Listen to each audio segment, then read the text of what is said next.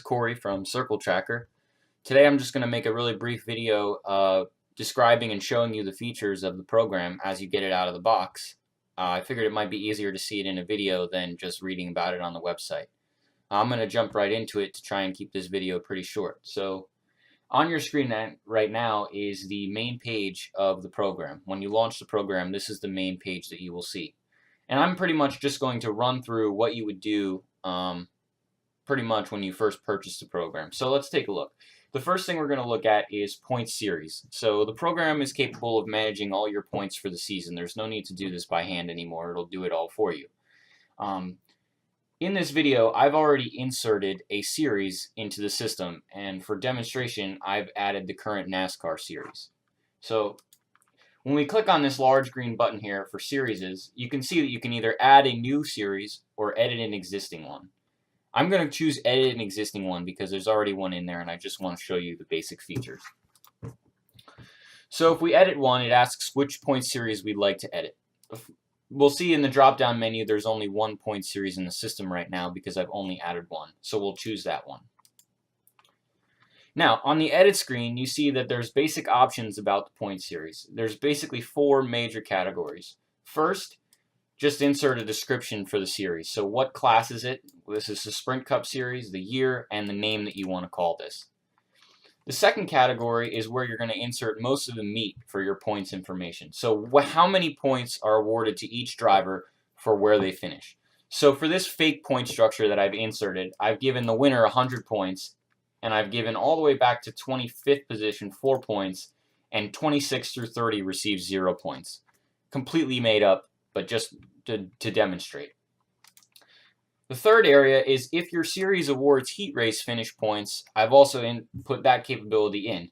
So let's say the driver finishes first in his heat race and that earns him 3 championship points. That's what I've added into this fake heat race point structure. Again, if your series doesn't offer heat race points, just leave these all as 0 and they won't be applied. And the last area is for show-up points. So this can be used for a number of different things. Perhaps a driver shows up, makes the heat race, doesn't want to race the feature, or for whatever reason doesn't qualify through the consolation, but you still want to award that driver show-up points for coming to the racetrack and supporting your series. That's where you would insert this value. So that's just a basic rundown of points championship structure in the system. And when you would add a points champion structure, it would ask you those basic questions. So having done that, we've now got a points championship structure in the system. Let's go through the process of actually adding a race, what you would do on race day when you're actually at the track.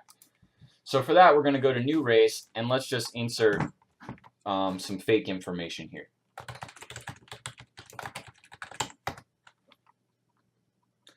You'll notice that it provides you a nice calendar to select the date, so you don't have to type it in manually. Now here, in the points series box, when you create a new event, is where you choose which point series this race corresponds to. So when the event is over and it updates the points, it's going to do it based on this championship points selection.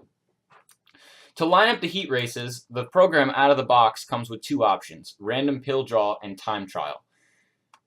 You can also have more options if you purchase the customized package. So let's say you have a really unique handicapping system at your track. We can do that. You would just have to go with the customized option. But these 2 options, if your series uses them, come right out of the box in the standard package price. So for this demonstration, we're going to choose random pill draw. This is where drivers draw out of a hat for their starting position in the heat race. So after clicking start a new event, you're brought to the event information screen.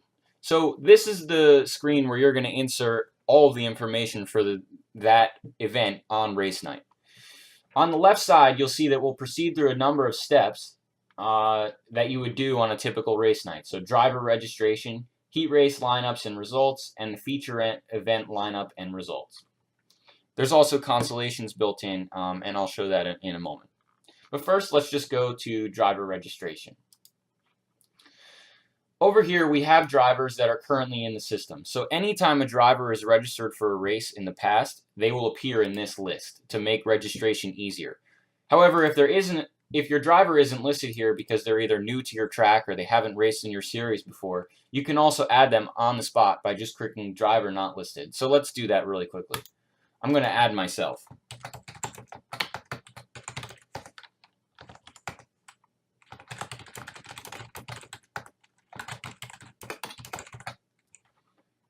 So you'll notice once I've registered myself, I automatically move into the currently registered drivers column. This is for this particular race that we're working in. We can also add other drivers that are already in the system but not registered for this race. So I'm going to add a bunch, and I'm also going to pull their pills using the generate pill button. So really quickly, I'll just show you that. This simulates a driver pulling out of a hat for their starting position. So if I click on generate, we have a random number generator here that chooses between 0 and 100. You can't draw the same number twice, and whenever you press this button, you draw a random number. And we can see that luck is not in my favor today because I've drawn the absolute worst number possible. So let's add some more drivers into this race really quickly.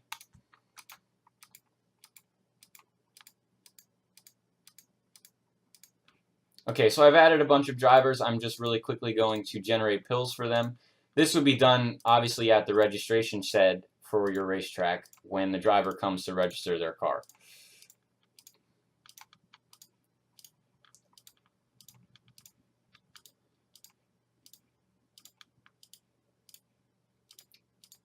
Okay, so we've now generated pills for all of these drivers. We have 1, 2, 3, approximately 10, 12 drivers registered. Now we're going to go to the next step and line up the heat races. When you come to the qualifying race lineups page, it asks you a few basic questions. How many qualifying races do you want? How many drivers from each race qualify for the feature? And how many drivers redraw? If your point system doesn't do a redraw for the feature, you can just disregard this last feature here and leave it at 1. So let's say we want 2 heat races, and we're going to say that 3 people from each heat race qualify directly into the main.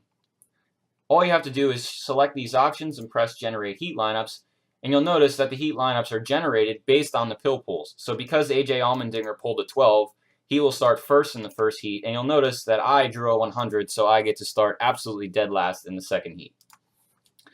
We've also tried to help facilitate printing and lineup for the pit board for your drivers. So you have 2 options to print the lineup for each heat race. The first is a pit grid lineup. This is what you would put on the pit board for your drivers to see. And you'll notice that when you open this window, it opens it in a double file format, just like you would go out in a double file start. You can simply click print or you can close it. Your announcer grid lineup is so that the announcer can talk about sponsors in the hometown for the drivers. So because these drivers don't have any sponsors inserted, that doesn't show here. That's a bad example. So let's take a look at this one. Remember when I registered myself, I inserted my sponsor in my hometown. So we'll see that that's displayed here. And this is something you could just print and give to the announcers so that they have something to talk about during the races. So nonetheless, we've lined up our heat races. They go out, they run their heat races. Now let's insert the results. So we come over here to qualifying race results. It looks pretty much the same. The only difference is that now you can drag and drop the drivers to show where they finished. So let's say Kurt Busch passed everyone and won his first heat race. You drag his name up to the top and the system will update it, and that's all there is to it. I passed a couple people. I finished 3rd in my heat race, and Trevor Bain got 2nd. I'm just making all this up, of course. So that's pretty much it. That's how you insert the results for the heat races, and that information will be saved and stored for the rest of the race night as you go forward. Now remember when we lined up the heat races, we said we only want 3 drivers to qualify. So the system automatically detected that we're going to need consolation races, and it inserted those steps into the process on the left. So the consolation races is the exact same thing as the heat races. You choose how many consolation races you want and how many transfer to the main from the consi. So we're just going to do 1 consolation because we've only got approximately 6 drivers that aren't qualified.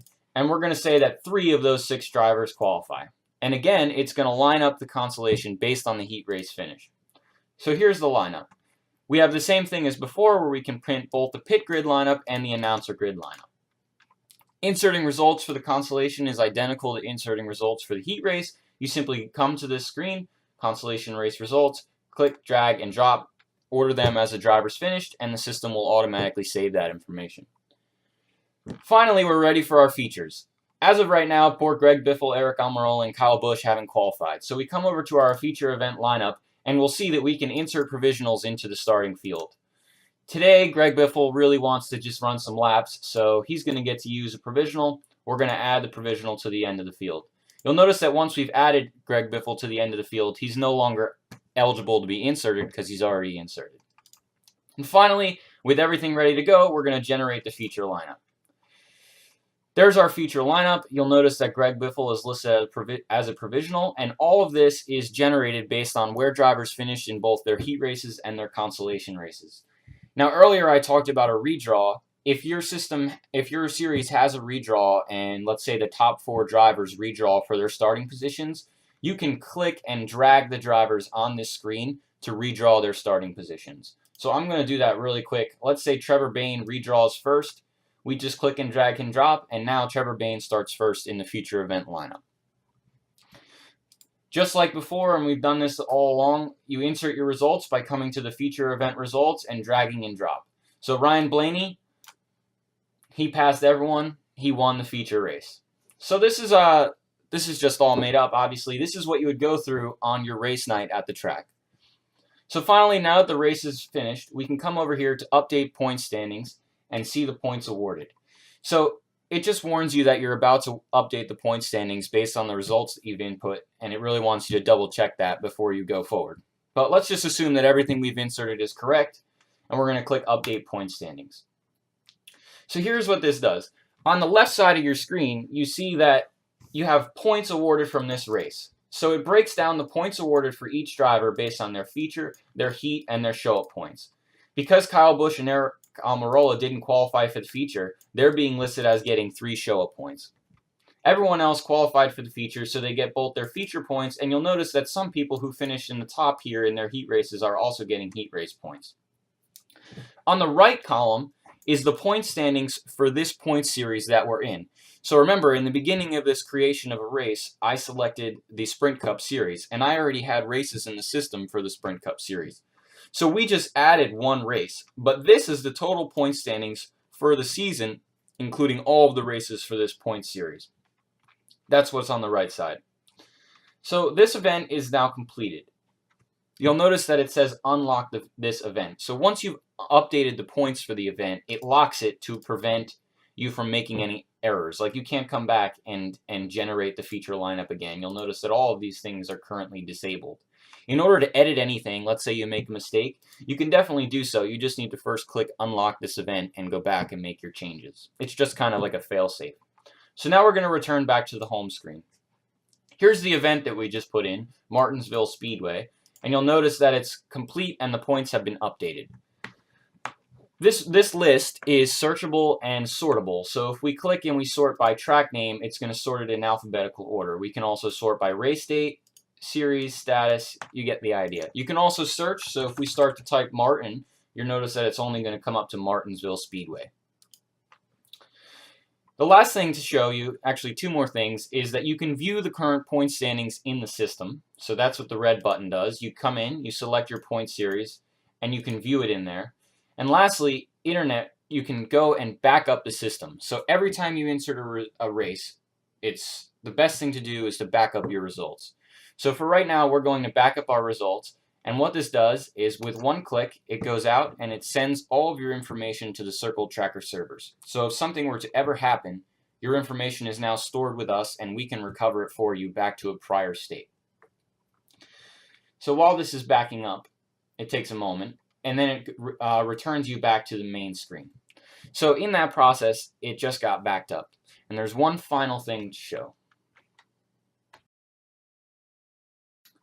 Okay, so this is a different screen, and this is actually a website on the internet for the Excel Chassis Modified series. So I have it set up so that when we just click the backup button, all of the information in the system went out and it uploaded to the internet, and now anyone who has access to this internet web page can view the point series that you just updated. With 1 click, you've done a backup and you've exported it out to the internet. So this is what we've done. We've exported out the point series And you can see that this is just the points, individual points by driver. We're on the blue tab right now, but we can also go to this green tab, and what it'll do is it actually breaks down by each driver in the point standings. It'll show you how they did for each race. So we see that Kurt Busch here at Daytona finished 4th in his heat race, 10th in his feature. He was awarded 0 points for his heat finish, 55 points for his feature finish, for a total of 55. And of course, if we total up all of his totals, we will get to his season points total of 375. And again, all of this is just exported with one click using that backup button. And we'll set that up for you if you have an existing website ready to go. The red button here returns to your personal website. So this is the website for the series that this program is being used for right now. But this would obviously take you back to your series website or your track website. And that pretty much concludes an overview of the program. If you had questions or see features that aren't listed, we can definitely do that. Just reach out to us on our website, www.circletrackr.com. Thanks.